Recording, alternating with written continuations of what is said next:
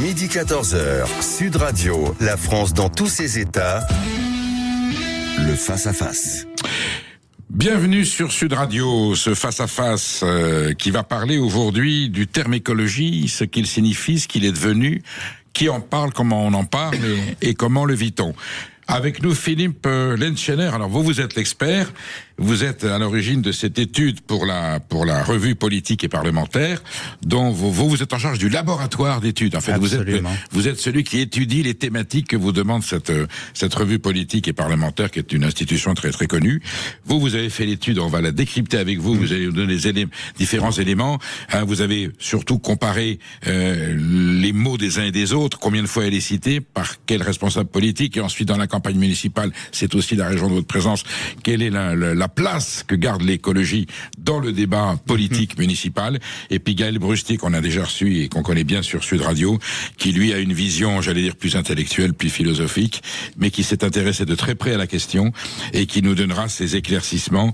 Quand on aura un doute, Philippe et moi, on vous demandera, Gaël, qu'est-ce que ce signifie que ce phénomène.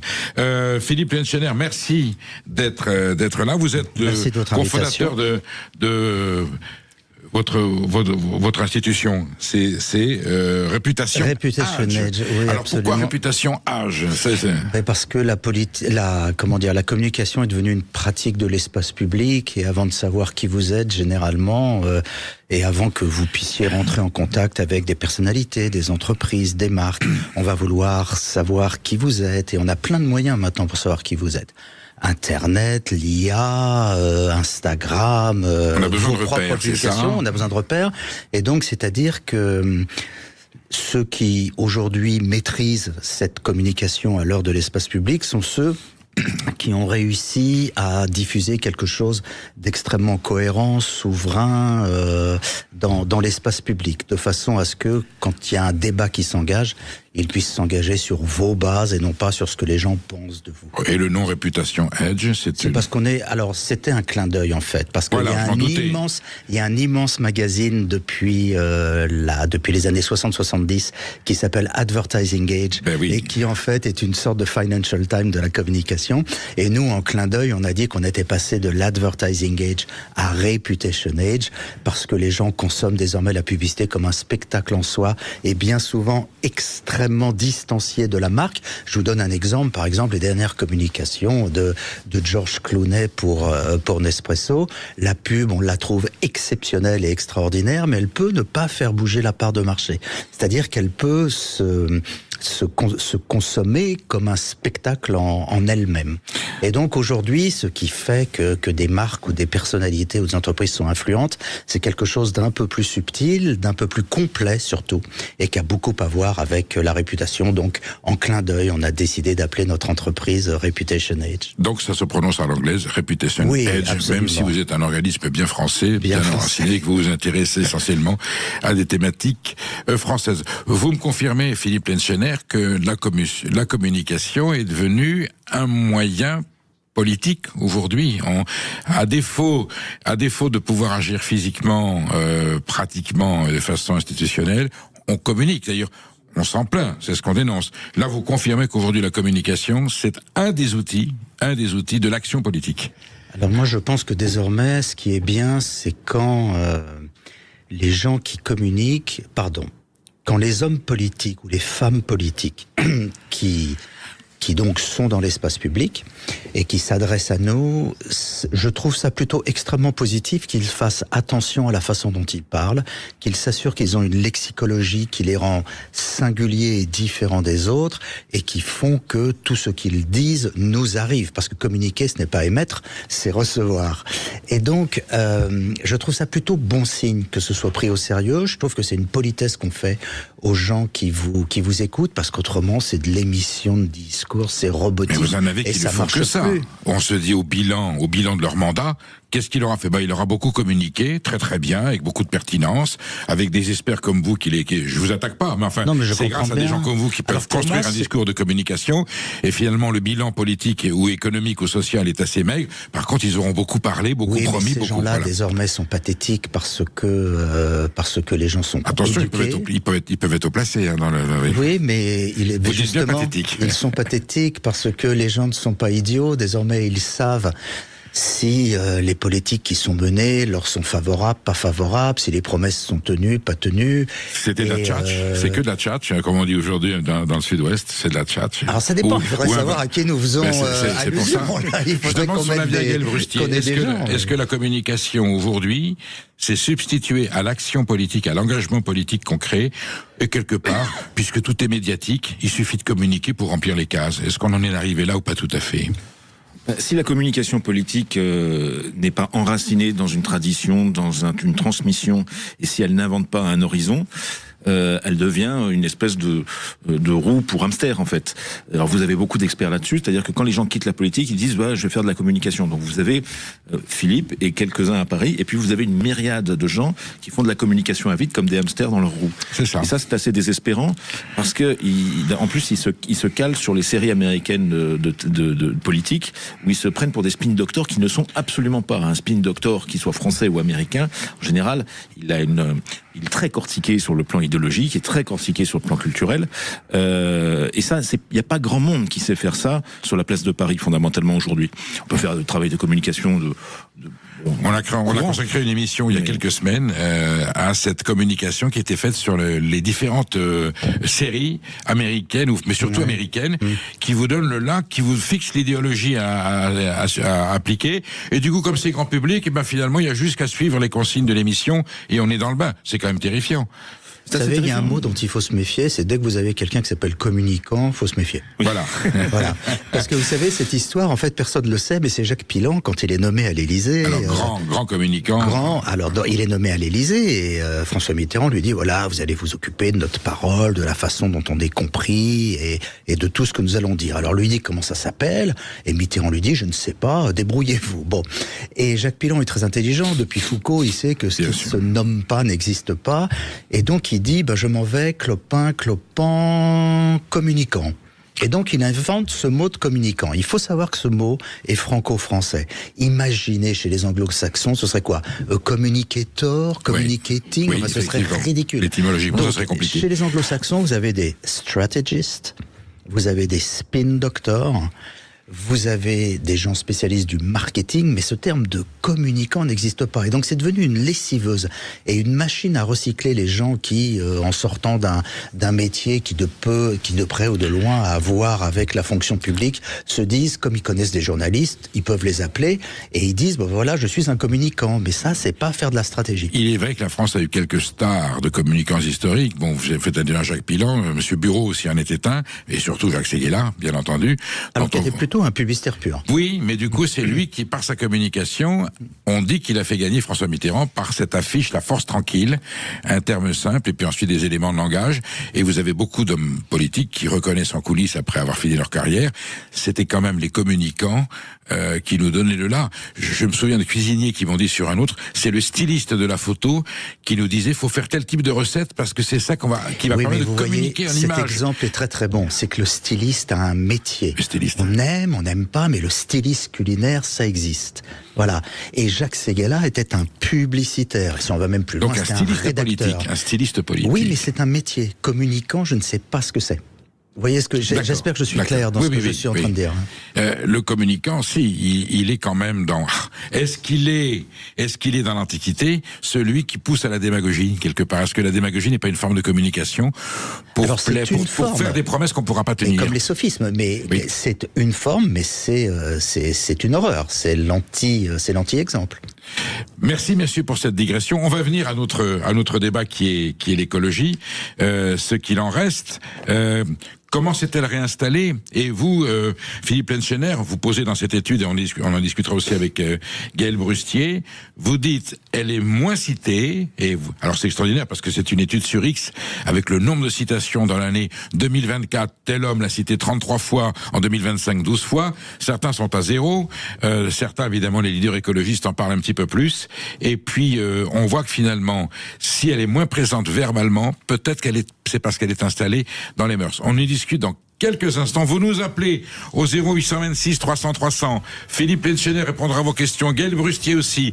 Qu'est-ce que représente l'écologie pour vous? Est-ce que c'est fini? Est-ce que c'est dépassé? Est-ce que c'est un vieux rêve? Ou est-ce qu'au contraire, c'est tellement entré dans nos mœurs ou dans nos consciences qu'on a moins besoin d'en parler puisqu'on a davantage l'occasion de passer à l'acte? Voilà quelle est la réponse qu'on attend de vous. Vous nous appelez au 0826 300 300. Manuel Galasso attend votre appel et transmettra à nos invités. À tout de suite.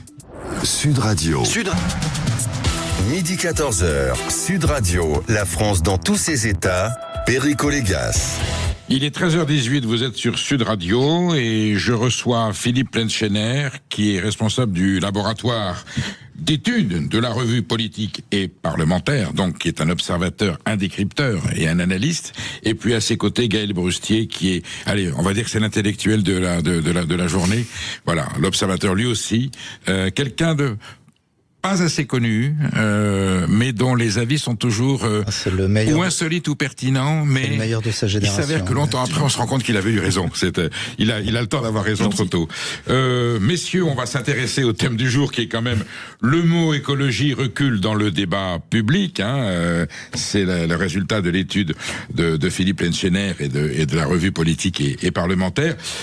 Messieurs, je ne sais pas si vous étiez né, Gaël, peut-être, vous étiez jeune comme moi.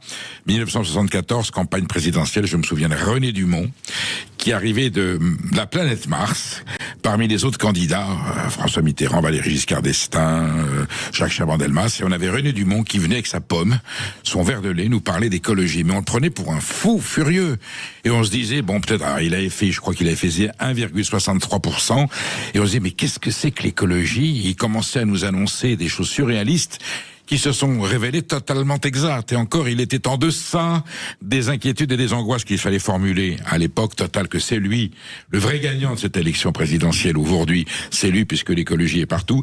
Et pourtant, Philippe Lenschener, vous nous dites, 52 ans après l'élection de 74, avec le premier candidat de l'écologie, eh ben, elle n'est plus aussi présente dans le débat politique qu'elle ne l'a été à un moment donné. Elle a fait que monter. À un moment donné, vous vous souvenez, Chirac, Sarkozy, vous dites, mais nous, les écologistes, c'est nous, on en fait, tout le monde en fait tout le temps.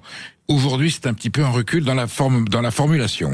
Alors c'est là où il va falloir qu'on accepte tous ensemble un truc un petit peu complexe. C'est-à-dire que le terme en lui-même, c'est-à-dire le totem écologie, parce que il faut que vos auditeurs sachent bien que ce n'est pas je pense que, c'est-à-dire que c'est une étude objective. Oui, non, vous êtes scientifique voilà, ici. sur les 40 pour les considérations, Gaël nous fera de la considération. Vous nous faites du fait et des gestes. Voilà, alors sur les 40 premières villes de France, je pourrais dire des choses, par exemple, Laurence Ruffin à Grenoble, qui est quand même juste dans la succession d'Éric Piolle, on ne parle pas de n'importe quoi. Elle a une profession de foi sur laquelle il y a 1600 mots, 10 000 caractères, pas une seule fois le mot écologie. Pardon, vous dites que dans le programme électoral municipal...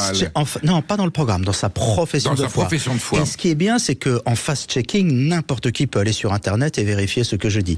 De la même façon, n'importe qui peut aller sur le site d'Emmanuel Grégoire et regarder sa profession de foi. Le mot écologie n'est pas cité, prononcé une seule fois dans à Lyon. Non, Emmanuel Grégoire à Paris. Dans sa profession de foi. Grégory Doucet un petit peu plus peut-être quand même. Non, Grégory Doucet a dû parler 2 fois d'écologie dans ses tweets durant cette année. C'est-à-dire que ce qui se passe est incroyable et c'est extrêmement intéressant. C'est-à-dire que le mot en lui-même est devenu invisible, mais de la même façon, les programmes de l'ensemble des candidats qui se présentent aux élections municipales sont pleins de termes comme cadre de vie, comme environnement, comme aménagement, comme mobilité. Tout le monde calcule au mètre près les pistes de vélo, le fait que les trottoirs vous doivent désormais respirer, le fait que sur les toits des bâtiments publics, il doit y avoir de la végétation. Donc en fait, C'est absolument intégré, c'est-à-dire que le rêve des hommes politiques de droite qui disaient en 1975 et en 1980 l'écologie n'est ni de droite, ni de droite, ni de gauche, elle est en fait partagée par tout le monde. Dans les faits, il faudrait analyser ensuite ceux qui mettent en œuvre ou pas les politiques, ça c'est un autre sujet.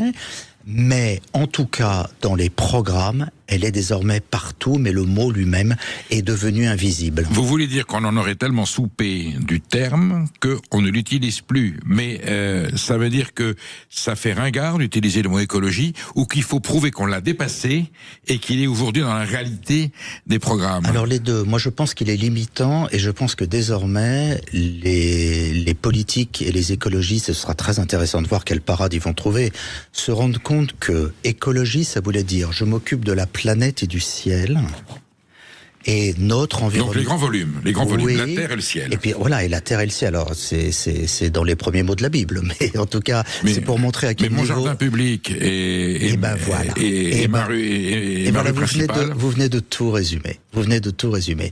Et donc, vous avez donc, dans toutes les villes, celle dans laquelle je vis, celle dans laquelle vous vivez, vous avez à peu près, alors j'ai même les chiffres très précisément, hein, d'après une étude Terram, 74% des Français voteront en fonction de la prise en compte des phénomènes environnementaux et de cadre de vie dans leur ville, et 76% des 18-24 ans. Donc c'est très intéressant.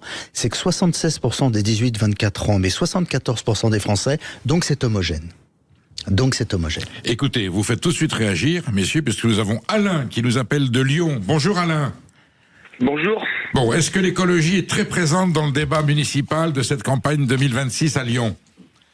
Elle est omniprésente.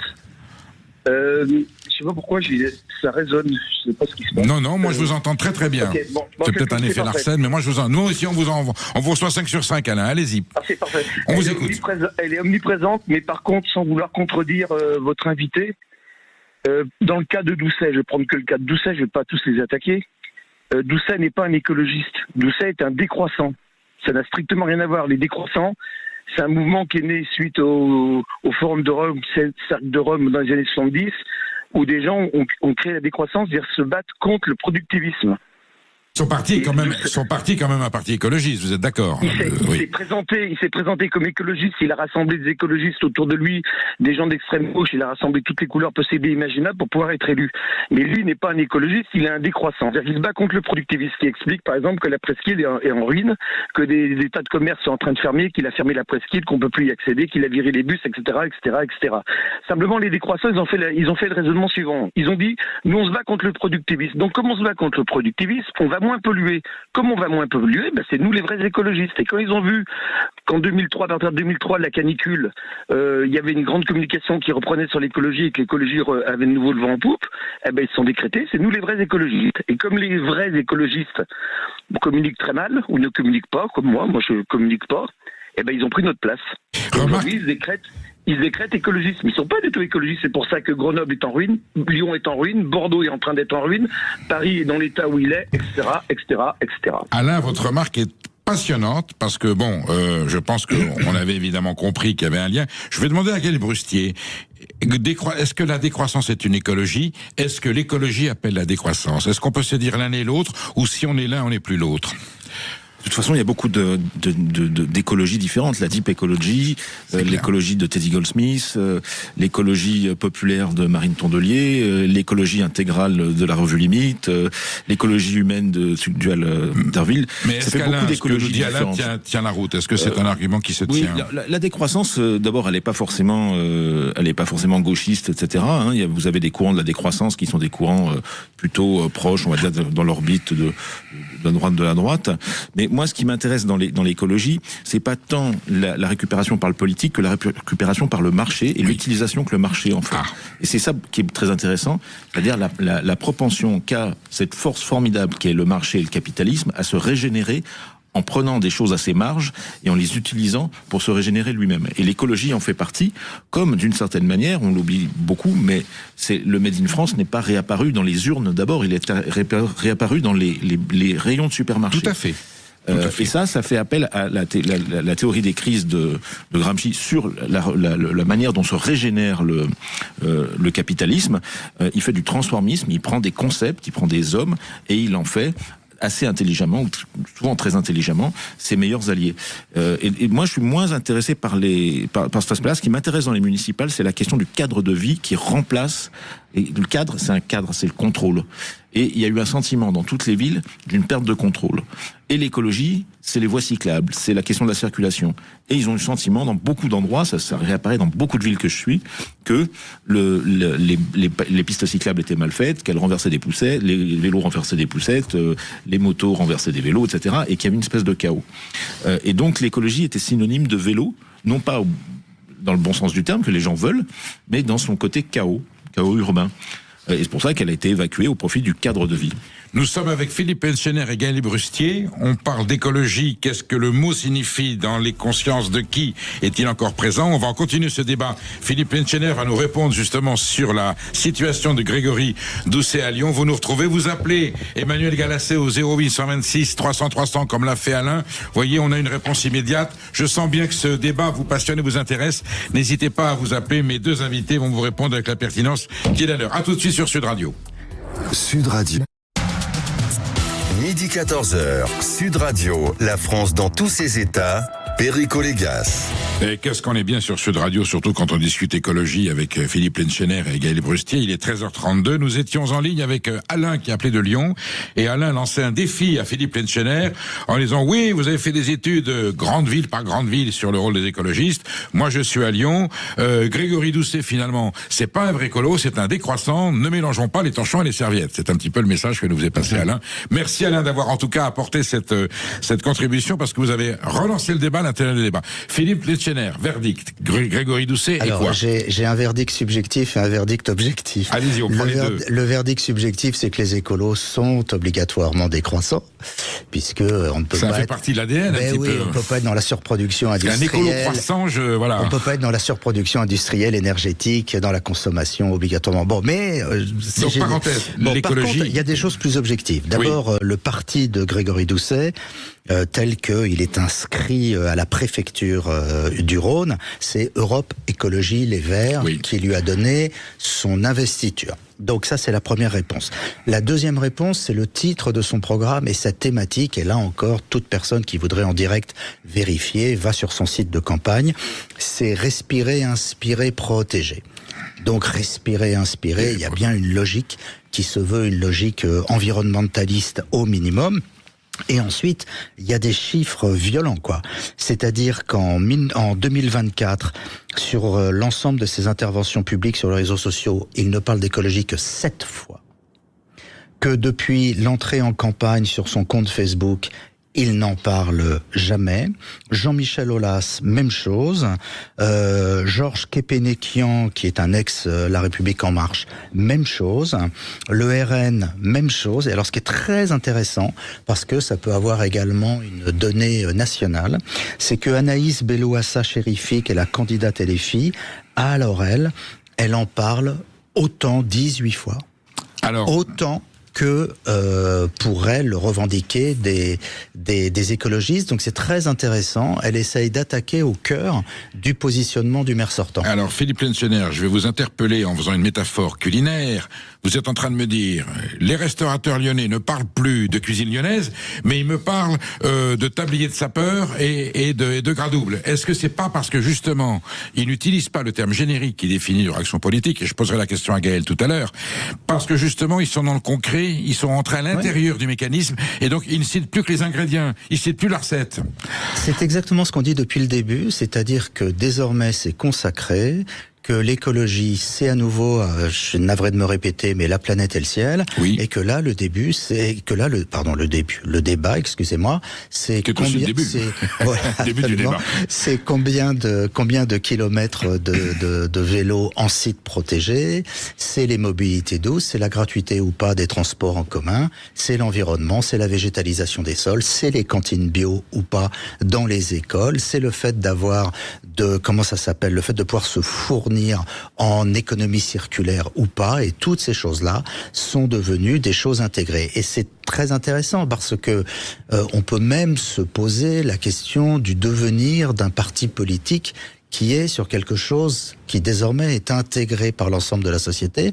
Et peut-être tout à l'heure pourra-t-on faire un parallèle avec le Parti socialiste, qui, le jour où les enfants ne pédanent plus dans les caves, le jour où il y a 5 semaines de congés payés, le jour où tout le monde a une mutuelle, le jour où il y a une assurance chômage, le jour où il y a ce que nous pouvons appeler une économie sociale de marché, prôner le socialisme, qu'est-ce que cela veut dire? Et là, il est possible que ce soit en miroir un futur très proche qui est mis devant le visage des écologistes. Gaël Brustier, est-ce que c'est grave? Finalement, on oublie, on est tellement contaminé, on n'a plus besoin de rappeler le concept général, l'idéologie en elle-même, on est déjà dans le concret, on parle vraiment sur le terrain. Est-ce que c'est ça? Est-ce que c'est pas une victoire finalement, ce que Philippe Lenschener est en train de définir? Est-ce que c'est pas la plus formidable victoire politique, j'allais dire, des 40 dernières années? Une idéologie a réussi à contaminer tout le monde. Oui, avec un écueil qui me semble assez important, c'est que vous passez du sens commun à un discours dégradé. Par exemple, c'est bon pour la planète. Oui. Donc si vous faites des micro-trottoirs, maintenant, le fait de laver ses chaussettes toutes les 2 semaines, c'est bon pour la planète.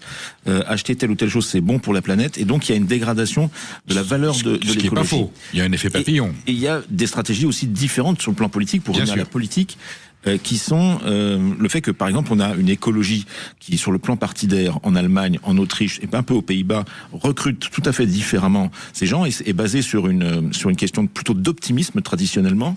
Et l'optimisme se traduit par l'investissement dans les technologies de l'avenir, le high-math, high-tech, high-speed, oui, dans le bar du Württemberg où les Verts ont gagné encore hier, et qui est tout à fait différent du discours de Sandrine Rousseau ou de la collection en fait de micro-combats, qui vient aussi du fait que les écologistes vont piocher leurs candidats dans des organisations non gouvernementales, oui, à chaque élection. Et ce sont des gens qui ont une vision très complète parfois de leur domaine précis, mais c'est un domaine précis qui n'est qu'une parcelle de l'enjeu écologique.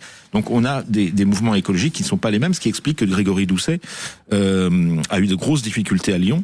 Il venait d'une ONG, il venait d'un milieu très restreint, il connaissait son domaine, mais ça n'était pas un politique au sens propre du terme. Il faisait pas de la grande politique, il faisait encore moins l'histoire. Selon les sondages, il est menacé. D'autres, je pense, Emmanuel Denis Atour, je pense qu'il est, voilà, et Bordeaux. Enfin, en tout cas, il y a une redistribution des cartes. Philippe Lenschener, je vais vous poser une question toute bête. Qui utilise le plus le mot écologie dans son discours politique? Alors, l'élément de paramètre, ce sont les messages sur X, hein, les anciens tweets. Oui. Et là, vous avez fait une mesure.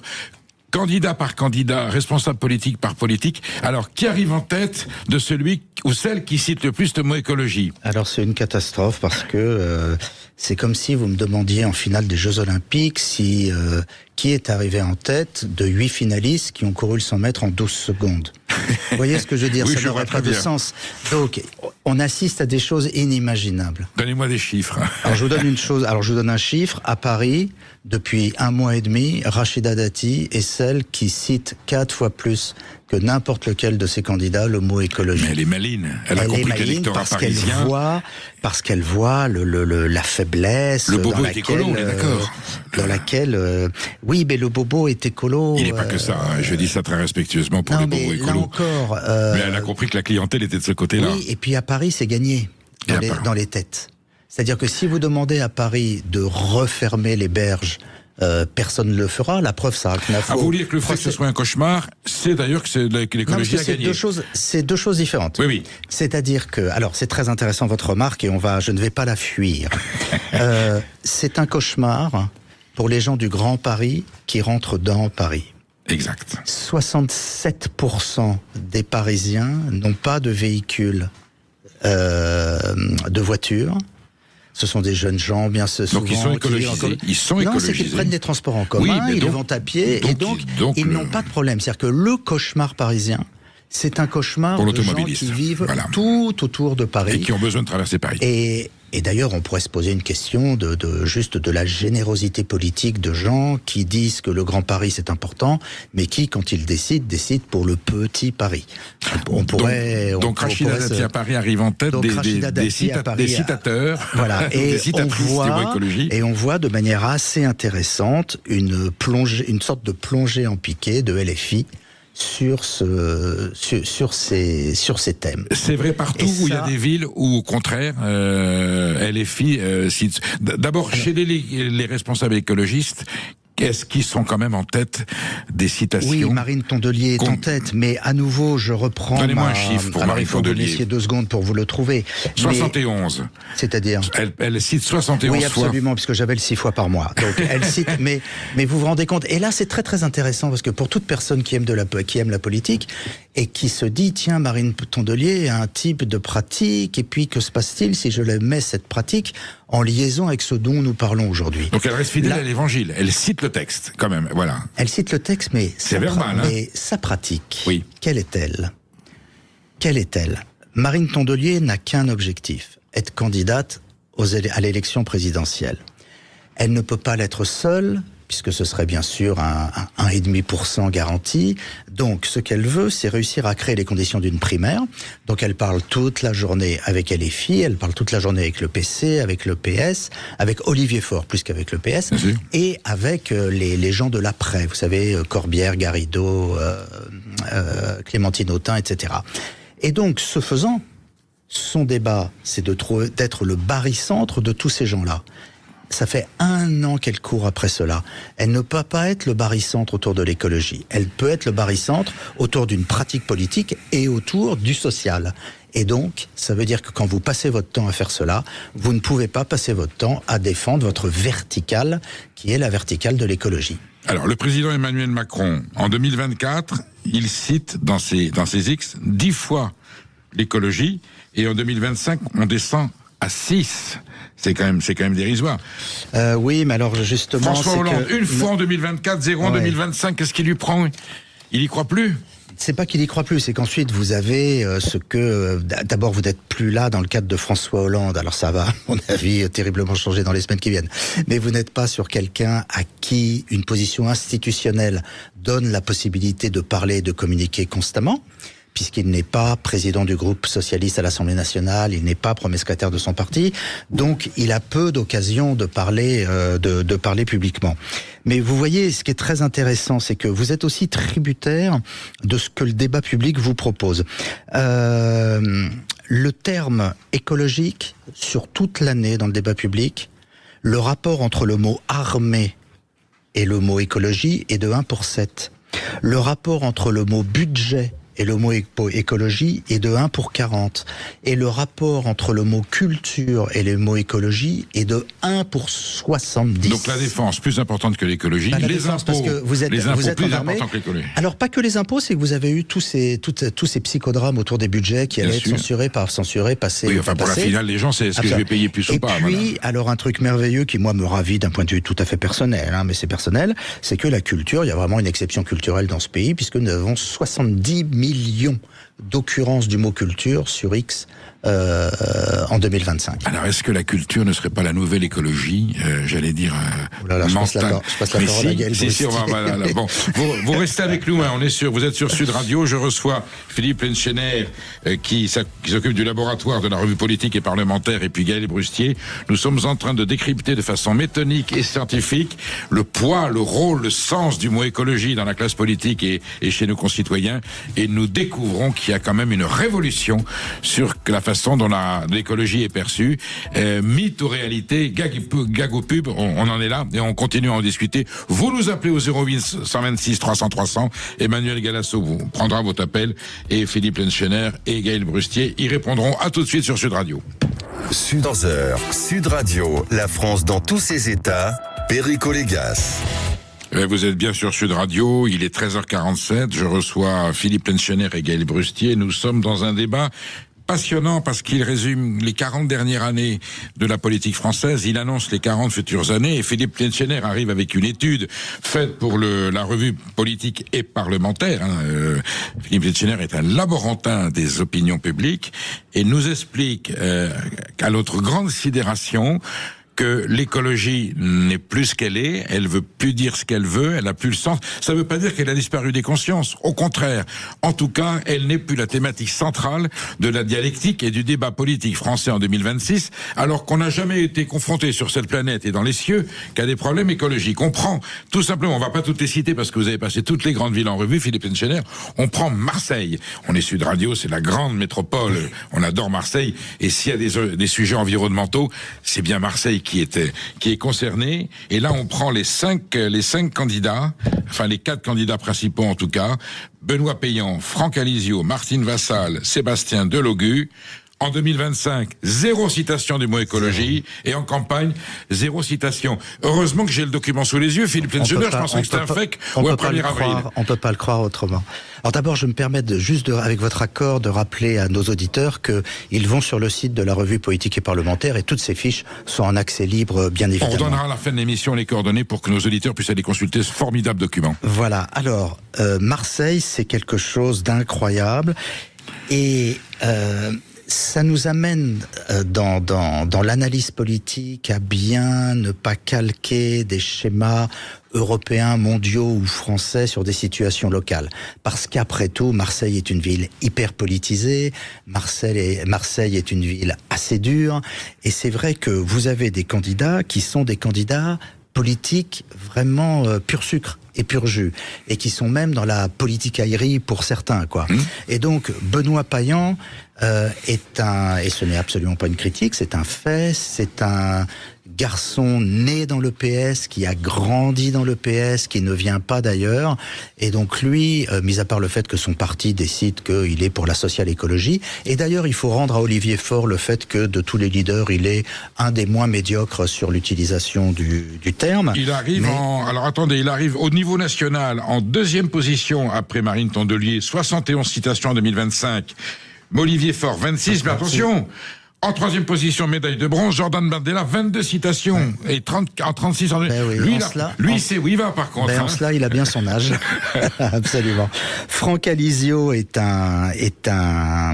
également un politique qui est intéressé par les sujets de nationalisme, de souveraineté, d'immigration, donc ça l'intéresse pas, l'écologie. Martine Vassal, on a vu que elle n'avait de Pétain que de la formule, parce que dans Travail, Famille, Patrie, il y avait, faut jamais oublier, la terre ne ment pas, mais c'est celle qu'elle a oubliée, parce qu'autrement, elle aurait pu éventuellement se rapprocher du formule inventée sujet. Par Emmanuel Berle, intellectuel de gauche, fondateur de Marianne en 1938. Ah oui, mais l'époque était ce qu'elle était.